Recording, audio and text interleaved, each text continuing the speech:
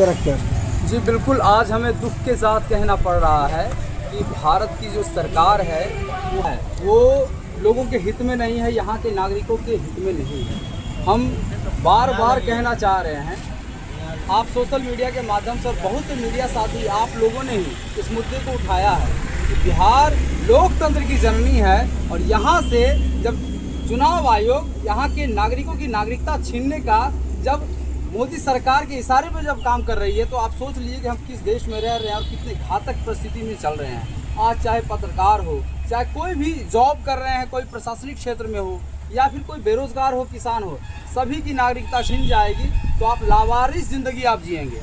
और इस लावारिस ज़िंदगी को बिहार के लोग नहीं जी सकते हैं।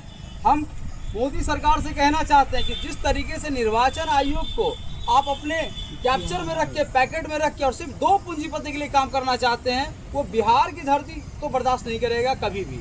ये बिहार का जो शंखनाद हुआ है शेखपुरा जिला से हुआ है और हम लड़ाई लड़ेंगे। और ये हमारा नवम अनिश्चितकालीन आमरण अनशन है, भूख हड़ताल पर हैं, लेकिन हमारे आप आवाज़ से आप देख सकते हैं कि मेरे जोश में और ताकत में कमी नहीं हुई है, क्योंकि हम क्रांतिकारी हैं, कांग्रेस पार्टी से हैं और राहुल गांधी के सिपाही हैं। ये लड़ाई देश स्तर पर लड़ी जाएगी।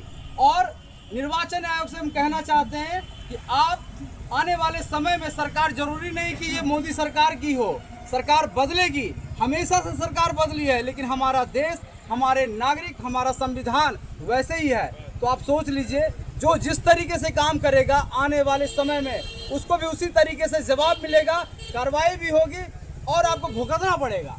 यहाँ की जनता सब चीज़ देख रही है, सोशल मीडिया के माध्यम से, जनसंवाद के माध्यम से एक दूसरे से हम देख रहे हैं कि इस तरीके से लोग अपनी वेदना को बताते हैं और सरकार पे आरोप लगा रहे हैं। संवेदना तो इसकी मर चुकी है। आज जिस तरीके से हमने सिर मुंडन का कार्यक्रम किया है, यह स्पष्ट है कि सरकार की जो संवेदना है वो मृत हो चुकी है। और मृत होने के बाद हम हिंदू धर्म में, खासकर भारतवर्ष में, सिर मुंडन करते हैं, इसलिए हमने सिर मुंडन किया है। ये एक मैसेज है और ये आंदोलन ये लास्ट नहीं हो रहा, ये नवम दिन है।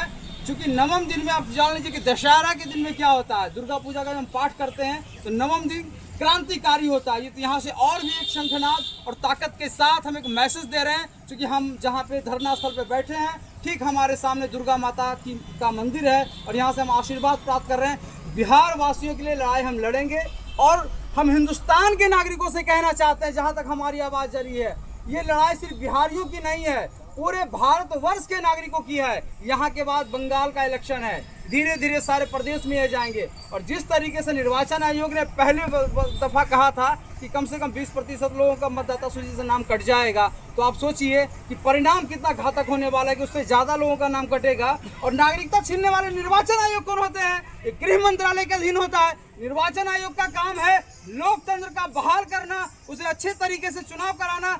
जो मजदूर क्लास के लोग बाहर में रहते हैं, जागरूक नहीं है, उन्हें जागरूक करना और उन्हें संसाधन देना कि अधिक से अधिक वोट कर सके, इनका ये काम है। तो निर्वाचन आयोग, आप सुप्रीम कोर्ट के इस तरीके से बयान में आप देख लीजिए कि सुप्रीम कोर्ट ने आपको लथाड़ा है, फिर भी आप बेबस हैं क्योंकि मोदी सरकार के अधीन है। लेकिन आप देश के तो नागरिक हैं, आप देश के नागरिक के नाते सोचिए कि क्या आप सही काम कर रहे हैं? फंडामेंटल राइट्स आप छीन रहे हैं, जो गृह मंत्रालय का अधिकार है वो आप अपने आप कैप्चर कर रहे हैं। तो देश की जो पूरी संस्थाएं हैं वो कैप्चर हो चुकी है, वो 2 पूंजीपतियों के लिए, सिर्फ 2 पूंजीपतियों के लिए हमारे लोकतंत्र को छीन लोगे, हमारी नागरिकता को छीन लोगे। हमारे पुरखों ने लड़ाई लड़ा था, देश आज़ाद हुआ, देश आज़ाद होने के बाद नागरिकता प्राप्त हुई है और अखंड भारत में जो नागरिकता है हमारे पुरखों ने दिया था, तुम छीन नहीं सकते हो। तुम तानाशाह हो।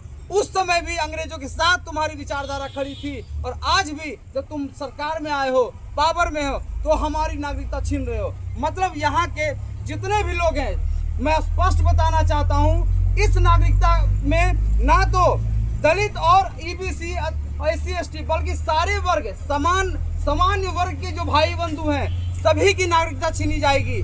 आबादी के हिसाब से किन्हीं की कम तो किन्हीं की ज़्यादा, लेकिन अगर किन्हीं की कम भी छीनी जाती है तो आपकी नागरिकता छीनी जाती है। अगर छीन जाएगी तो आप विदेश भी नहीं आ सकते हैं, आपका वीज़ा पासपोर्ट बनना है, आप कोई काम नहीं कर सकते, आपके बच्चे पढ़ाई नहीं कर सकते, चाहे सरकारी स्कूल हो, प्राइवेट स्कूल हो। अगर आप पढ़े लिख लिए हैं तो आप जॉब नहीं कर सकते हैं, किसी भी तरह का आप लाभ नहीं ले पाएंगे। आप एक मतलब आप जिस तरीके से आपकी ज़िंदगी होगी कुछ कहा नहीं आ सकता। तो हम बिहार वासियों से कहना चाहते हैं, आप जिस भी जगह पे हैं हुंकार भरिए। ये एक बड़ी लड़ाई है, ये हमारी नहीं लड़ाई है, ये सबकी लड़ाई है। और बिहार वासी अगर आप लड़ाई लड़ेंगे तो पूरे भारत के नागरिकों का हक हम ले पाएंगे, नहीं तो धीरे धीरे धीरे धीरे ये पूरे भारतीयों पे कब्जा कर लेंगे। ये कंपनी सरकार है, ये पुलिस स्टेट बनाना चाहता है भारत को, लेकिन ये नहीं संभव है। क्योंकि हम बिहार के लोग हैं, लड़ाई लड़ेंगे।